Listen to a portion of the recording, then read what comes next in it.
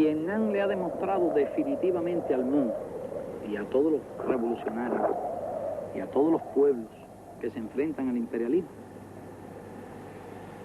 cómo ni siquiera con la técnica más moderna, con los ejércitos más numerosos y más poderosos, ni siquiera con una coalición de ejércitos bien armados como el que ha organizado Estados Unidos en Vietnam, es posible aplastar el movimiento revolucionario guerrillero apoyado en el pueblo.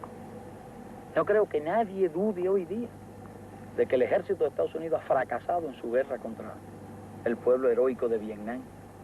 Y creemos que ese es uno de los más grandes servicios que el pueblo de Vietnam le ha prestado al mundo.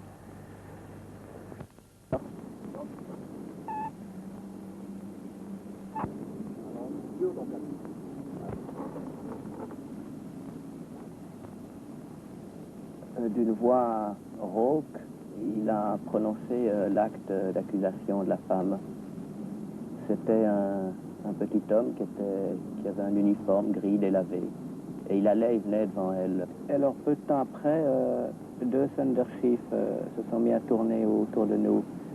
Et on les entendait qui grondaient parce qu'ils volaient en rase-motte. Et on entendait l'explosion de leurs bombes qui tombaient. Et lorsqu'il s'est redressé, dans sa main, il y avait un couteau avec un manche un peu dans le genre de ceux qu'emploient les paysans pour ouvrir les noix de coco. Parce que les chasseurs bombardiers sont équipés de mitrailleuses de 20 mm qui peuvent tirer, je crois, 6000 coups à la minute, c'est-à-dire produire une série d'explosions absolument effarantes. Les paysans étaient toujours immobiles et ils contemplaient le spectacle. Il y a une fusée F-105 qui a passé avec un miaulement vraiment à 1 mètre au-dessus de nos têtes. Et tout ça avec quelque chose de très étrange. Et les paysans étaient toujours immobiles et ils regardaient le spectacle. Tout ça avec quelque chose de très étrange. Eh bien, je pense que si j'avais été un caméraman des actualités, un caméraman de la télévision du réseau ABC de New York ou San Francisco, si j'avais été un caméraman des actualités soviétiques, c'est ça que j'aurais filmé, je pense. Mais j'habite Paris et je ne suis pas allé au Vietnam. Je voulais aller au Nord-Vietnam il y a un an et demi. Je me souviens, j'avais écrit à la délégation nord-vietnamienne ici et je leur avais demandé l'autorisation de venir filmer chez eux. Puis à Hanoï, à la Lapre, au bout de 7 ou 8 mois, enfin j'ai appris qu'ils avaient refusé parce que j'étais pas, enfin pour eux, j'étais pas, je pense, un garçon sur lequel, enfin disons aux bases, disons à l'idéologie un peu vague et sur laquelle ils ne pouvaient pas compter. Enfin je pense qu'ils avaient sûrement c'était une très bonne raison, ils n'avaient pas tort. C'était une époque où je voulais aller enfin comme c'est difficile de faire du cinéma en France, enfin c'est une époque où je voulais aller, je me disais il faut aller à Cuba, en Algérie ou à la rigueur en Yougoslavie. Et puis ce refus de Hanoï, enfin m'a montré, enfin qui vraiment, puisque je suis parisien, enfin il n'y a pas de raison de ne pas faire de cinéma à Paris. Alors j'ai pris la décision, enfin dans chaque film, de parler du Vietnam à tort et à travers, si on veut, mais disons à travers plutôt.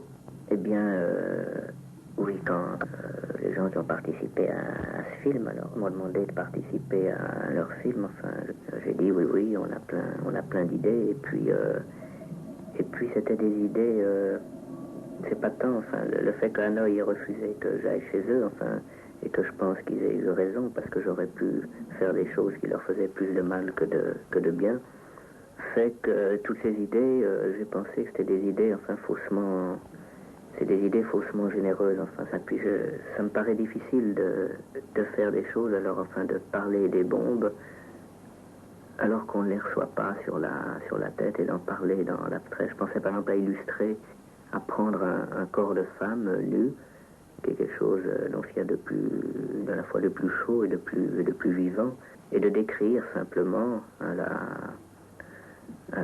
la Robbe-Grillet, enfin voilà, à la Flaubert plutôt, parce que j'aime pas tellement Robbe-Grillet, de montrer quels seraient les effets d'une bombe à billes sur un corps de femme, et donc simplement le dire. Mais en même temps, il y avait un effet, il y avait une certaine recherche esthétique, et je n'arrivais pas, et plutôt je séparais, je n'arrivais pas à faire coïncider, à faire que l'effet, disons que le contenu et la forme, je puisse l'exprimer du même moment. Et donc c'était mauvais, parce que cette idée, cette forme, n'était pas à l'intérieur du contenu, elle n'en était pas l'expression normale, comme la peau recouvre le corps et en fait partie totalement, autant que le cœur. Et donc je voulais parler de la défoliation aussi, des rivières empoisonnées, montrer toutes ces choses, puisque les hommes, enfin, étant donné que nous ne luttons pas, nous, les armes à la main, et qu'au contraire, nous en sommes loin, enfin, et qu'on a beau dire que notre cœur saigne, en fait, il saigne, mais à quoi ce sang n'a aucun rapport avec le sang de n'importe quel blessé. Donc, je veux dire, c'était une sorte de...